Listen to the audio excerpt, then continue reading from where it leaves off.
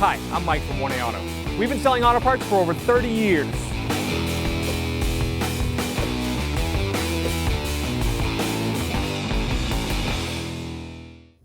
Hey everyone, Sue here from 1A Auto, and today we have a 2013 Toyota Camry in the shop, and I'm going to show you where your coolant radiator fluid is located.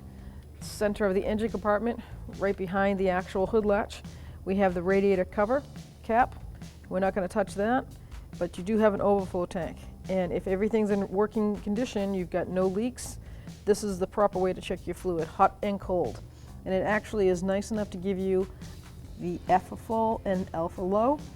The F is when it's hot because the fluid expands. So if you've been driving your car and you just want to check your fluid, open the hood, and that fluid should be up in that area right around there. When you get up in the morning, check your car, hasn't been running, the fluid should be on the lower side. As long as it's within that window, you should be all set. When it comes to the type of fluid, check your manual. Each manufacturer has its own type of fluid that they recommend and conditions for the engine. Thanks for watching. Visit us at 1AAuto.com for quality auto parts, fast and free shipping, and the best customer service in the industry.